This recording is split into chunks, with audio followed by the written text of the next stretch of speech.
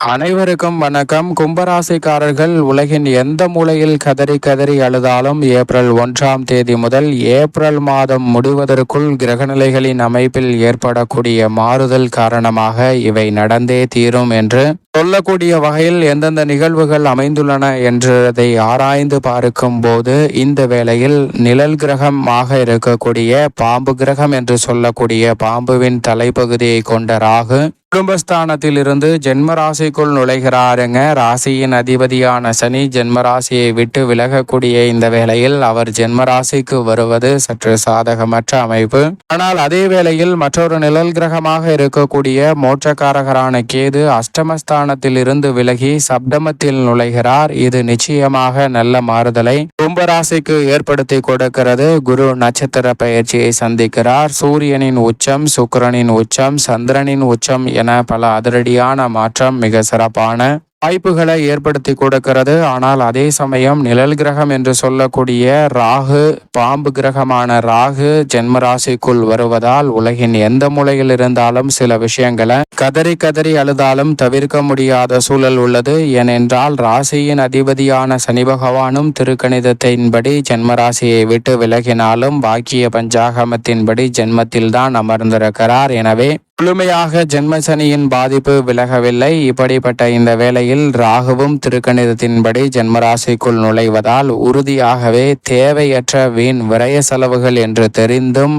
100% விரயம் என்று தெரிந்தும் கூட அவற்றை தவிர்க்க முடியாத சூழ்நிலைக்கு தள்ளப்படுவதற்கான வாய்ப்பு கும்பராசிக்காரர்களுக்கு அதீதமாக உள்ளது என்பதை ராசியின் அதிபதியான சனி, ராகு, கேது போன்ற கிரகநிலைகள் உறுதிப்படுத்துகின்றன. அதோடு மட்டுமல்லாது தேவையற்ற வாக்குவாதங்களால் மன வருத்தம் ஏற்படுவதற்கான வாய்ப்பு உள்ளது.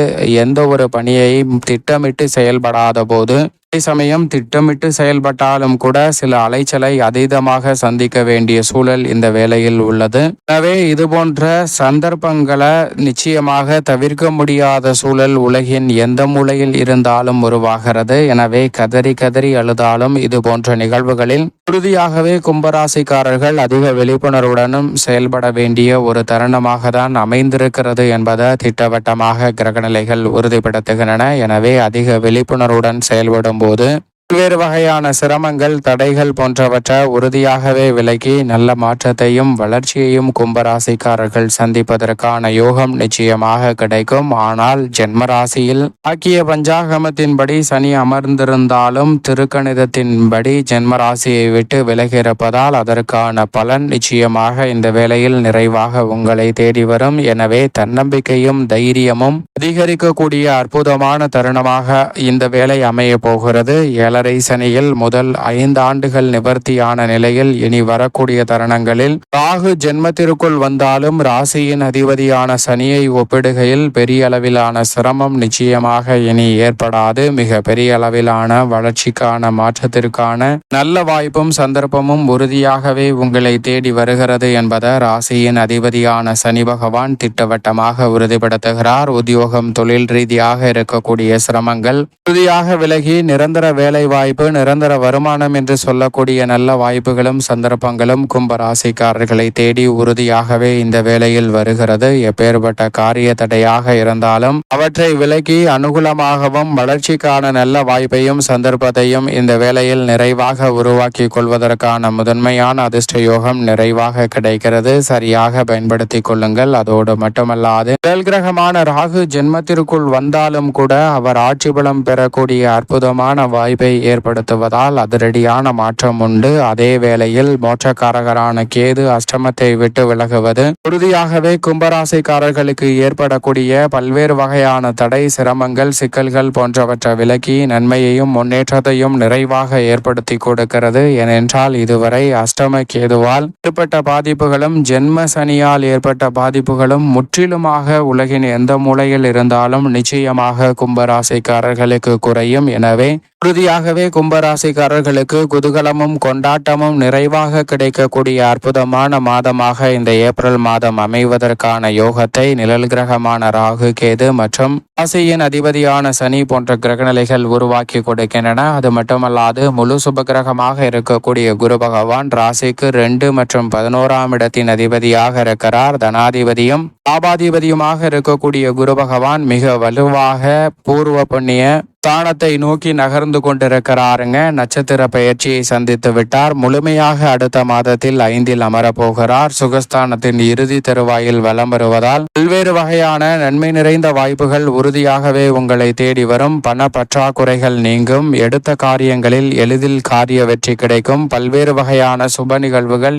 எவ்விதமான தடையும் இன்றி எளிதில் கைகூடுவதற்கான முதன்மையான யோகத்தை கும்பராசிக்காரர்களுக்கு அள்ளி கொடுக்கிறாருங்க. மன கவலை நீங்குவதோடு பண பற்றாக்குறை அகலும். பல்வேறு வகையான பணிகளை திறன்படவும் சிறப்பாகவும் மேற்கொள்வதால் மிக சிறப்பான வளர்ச்சியையும் முன்னேற்றத்தையும் உறுதியாகவே குரு பகவான் அள்ளி கொடுக்க போகிறார். அது மட்டுமல்லாது இந்த மாதத்திற்கு பிறகு குருவின் சுப பார்வை ஜென்ம ராசியில் அபரிவிதமாக கிடைக்க போகிறது. ராசிக்கு உரிய நட்சத்திரத்தில் இந்த மாதத்தில் இருந்தே கிரக நிலையில் ஏற்படக்கூடிய அதிரடியான மாற்றத்தால் குரு பகவானின் சுப பார்வை அற்புதமாக கிடைக்க போகிறது. எனவே அபரிவிதமான மாற்றம் இந்த தருணத்தில் உறுதியாகவே குருவின் அமைப்பால் கும்பராசிக்காரர்களுக்கு நிறைவாக கிடைக்க போகிறது. அதோடு மட்டுமல்லாது சந்திரன் இந்த வேளையில் திட்டமிட்டதை காட்டிலும் வெற்றிகரமான நல்ல வாய்ப்பை ஏற்படுத்தி கொடுப்பார். 12 இடங்களில் மாறி மாறி வலம் வந்தாலும் கூட குருவுடன் இணைந்து உச்சம் பெற்று குரு சந்திர யோகத்தை ஏற்படுத்தி கொடுக்கும் போது மிகப்பெரிய அளவிலான வளர்ச்சிக்கும் முன்னேற்றத்திற்குமான அற்புதமான வாய்ப்பை அள்ளி கொடுப்பாருங்க.